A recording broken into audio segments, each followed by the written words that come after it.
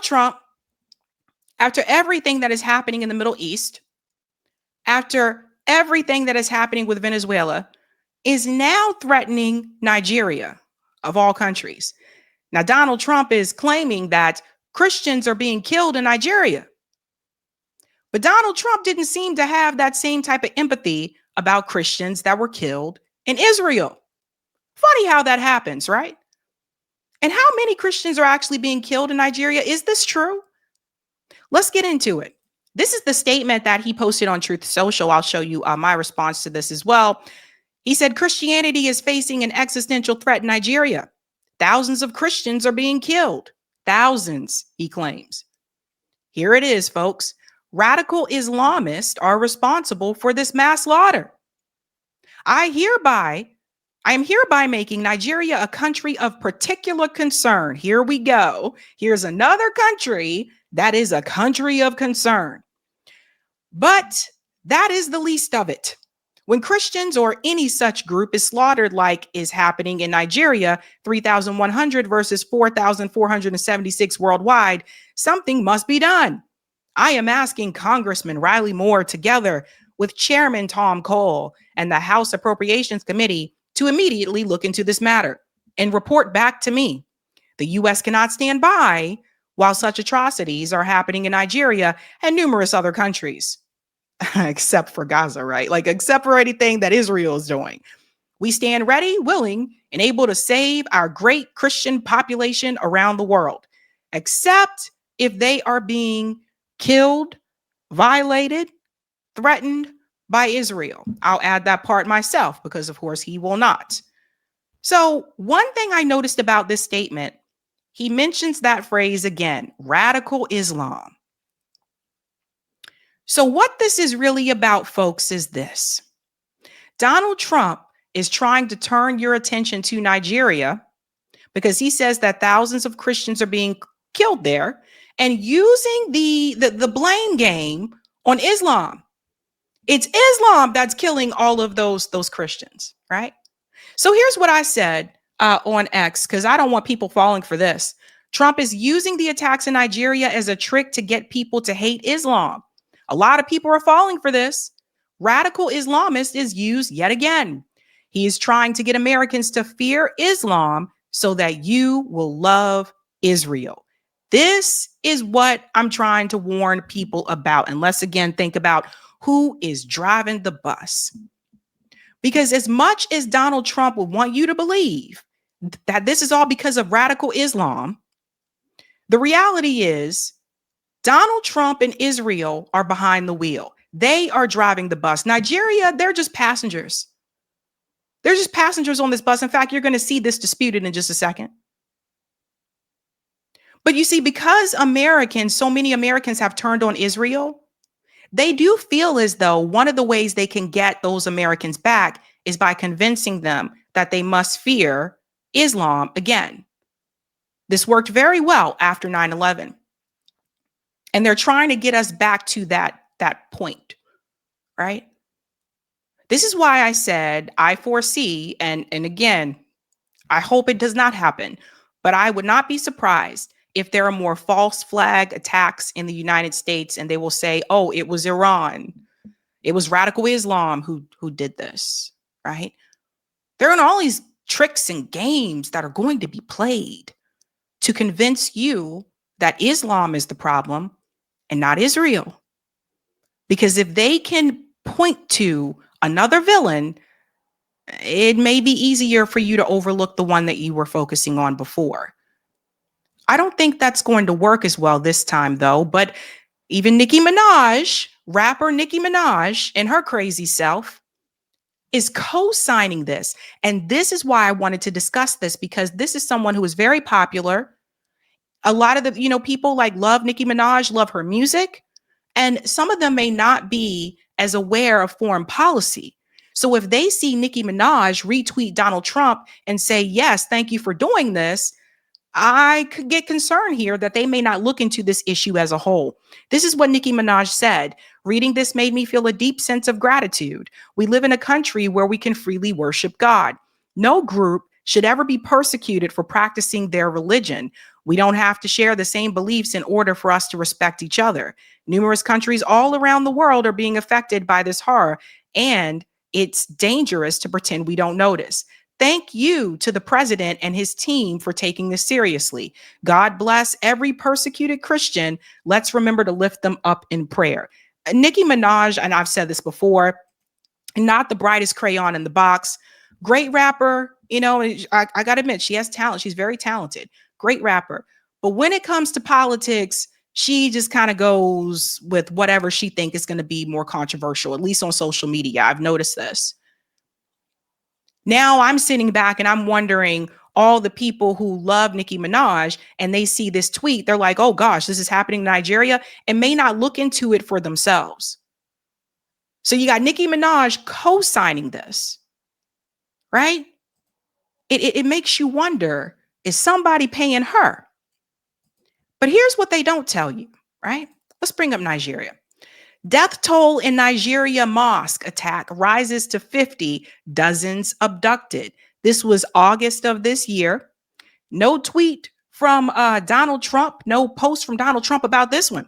The death toll from an attack by gunmen on a mosque and nearby homes in Nigeria's northwest Castilla state, has risen to at least 50, with around 60 others abducted. Now, local officials and residents reported that. That was in August. There was no statement from Donald Trump or Nicki Minaj about the mosque, the Muslims that were attacked in Nigeria. In fact, if we look a little bit further here, someone who's Nigerian actually did respond to Nicki Minaj.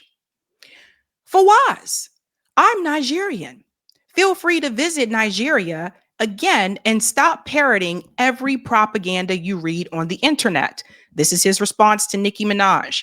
The recent killings in the North Central region have nothing to do with a Christian genocide or religious-based killings. Matter of fact, more Muslims are killed in total.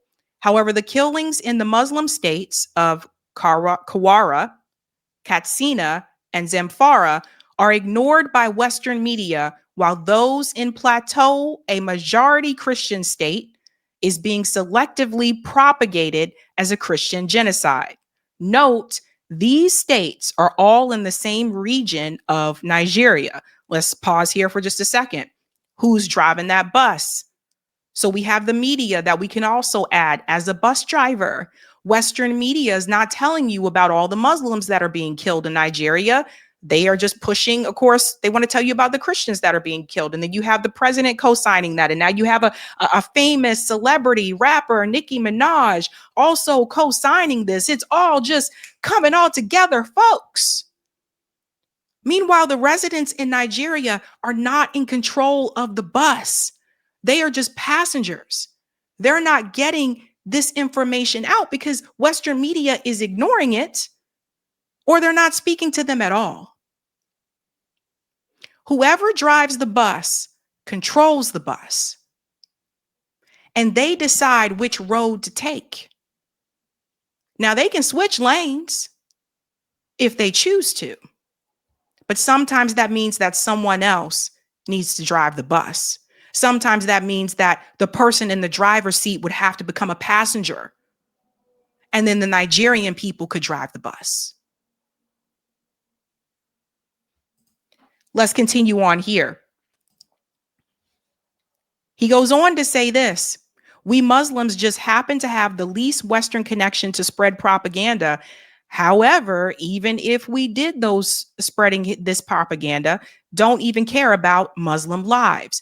The recent killings are by suspected herders of the Fulani nomadic ethnic group, alongside local bandits, which has been remixed by Western and pro-Israeli Christians and some Eastern Nigerian Christian as jihadists motivated, which is far from reality. So notice what he says here. It's been remixed by Western and pro-Israel Christians.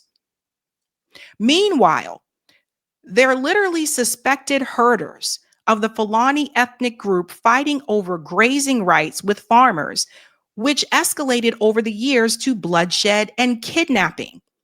The actual religious extremists are Boko, located in the northeastern borders in a predominantly Muslim state, and their victims are predominantly Muslims.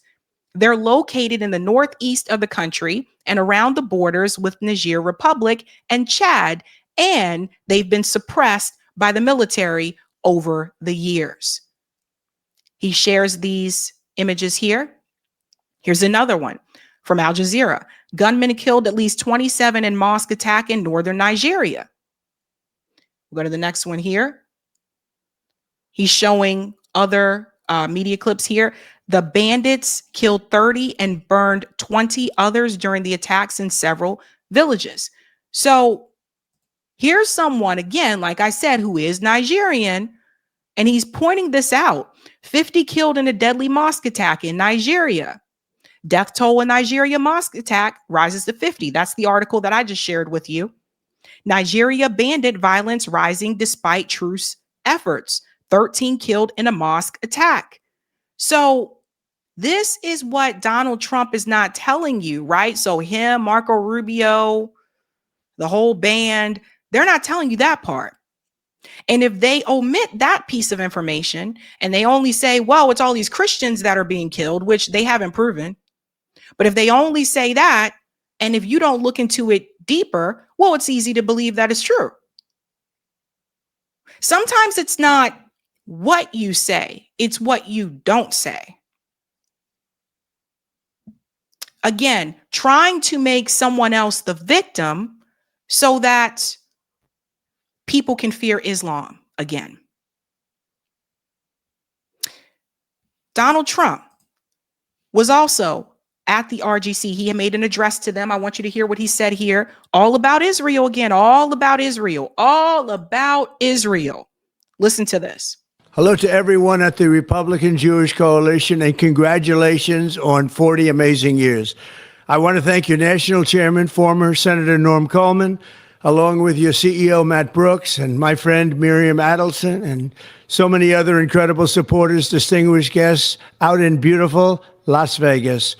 4 days from now, we will celebrate the one-year anniversary of the most important election victory in the history of our country. With the help of many of you, we won all 7 swing states by millions of votes. We won the Electoral College 312 to 226. We won the popular vote for the first time of any Republican in decades, and we won 86% of the counties in America, 2,700 to 525. And very importantly, the RJC helped ensure that we won the highest percentage of Jewish vote of any Republican since 1988. I can't imagine we didn't do better than that after all I've done for the Jewish vote. I must be honest with you, but that's okay. 1988's not that bad. Everybody hear what is being said here? Again, this is at the RJC event that happened over the weekend. Listen very carefully to what he's saying. Look at who he went out of his way to help. And he's not alone. I mean, both parties do this, but listen to what he is saying. 1 year ago, we were a dead country. Now we're the hottest country anywhere in the world by far. Wages for workers have risen at the fastest rate in 60 years, and more than $18 trillion are pouring into the United States from all over the world. We have fully secured our southern border, and we have ended 8 wars in 9 months. That's pretty good. 8 wars in 9 months. We have 1 to go, as you know, Russia, Ukraine. This is a lie. He is there. They did not end 8 wars in 9 months. People in Gaza are still being bombed. Okay? People in Gaza are still being killed, and they are still withholding food once again. That includes the historic peace deal that ended the war in Gaza. After 2 harrowing years of darkness, our 20 courageous hostages were returned to the loving embrace of their families. And you have to remember, we also got many of the other hostages out long before that. Many hostages were gotten out by us. Israel has never had a better friend than President Donald J. Trump. In my first term, I terminated the disastrous Iran nuclear deal. With Operation Midnight Hammer last June, we totally obliterated Iran's nuclear enrichment capacity. And we didn't even get them by surprise. They expected it, and they got obliterated. After years of broken promises by many other American presidents, I kept my promise, officially recognized the capital of Israel, and moved the American embassy to Jerusalem. So again, pay attention to who he went out of his way to help. I also recognized Israeli sovereignty over the Golan Heights. Who would have done that? Nobody even thought I was going to think about it. Nobody else thought about it for 70 years, but I did it. I withdrew the United States from the anti-American, anti-Israel UN Human Rights Council and terminated funding for the extremely corrupt United Nations Relief and Works Agency, a totally corrupt operation. We're also defending our Jewish citizens here in America. Just as I promised, we're deporting the foreign jihadist sympathizers and Hamas supporters from our country, and it's there it is again. So again, right? Jihadists, Hamas supporters, like just pay attention to all of this. Who he went out of his way to help. It's happening very quickly. Upon taking office, I signed a historic executive order directing every department and agency in the federal government to do everything in their power to end the scourge of anti-Semitism in America. My administration has filed historic civil rights lawsuits and cut off funding to colleges and universities that refuse to defend their Jewish students from vile acts of anti-Semitism. And we have secured some of the largest discrimination settlements in modern times. There's been nothing like it. In just 9 months, we have done more to protect Jewish Americans than any administration in history by far. And we're just getting started. We are going to continue to help. Together, we will make America stronger, safer, richer, prouder, and greater than ever before. I want to thank you once again to everyone at the Republican Jewish Coalition. God bless America. I'm with you all the way. So that is the priority of the United States president. That is the priority of the U.S. government. It's not you. It's not your friend that works at Dunkin' Donuts. It's not your friend that's waiting tables. It's not your friend that works at the sanitation department. It's not your kid. It's not your brother. It's not your sister. The priority is Israel. That's the priority. So when you hear this message from Donald Trump, oh God, we're going to threaten Nigeria. We got to come after them. They're killing Christians in Nigeria. Doesn't say anything about the Muslims that are being killed in Nigeria, because it's not even really about that. The spin that they are trying to do now is they're trying to find ways to make the American people fear Islam once again, similar to the way it was after September 11. Because if you are fearing them, then it's easier to get you to support Israel. He's trying to get that support for Israel back. Like we literally have U.S. warships in the Caribbean coming after Venezuela. We have the U.S. sending weapons and aid to Israel to continue a genocide against the Palestinian people. We have our government threatening China, threatening Russia, and now threatening Nigeria. Now, it seems to me there is one common denominator, and that is the United States. So if you ever wonder about these things, again, just ask yourself that question that I told you about. Ask yourself, who is driving the bus? Because oftentimes I think you will see that those of us that are part of the working class, we're not the ones driving the bus. Hey guys, this was a Sabby clip. If you like what you saw, hit that like button and subscribe.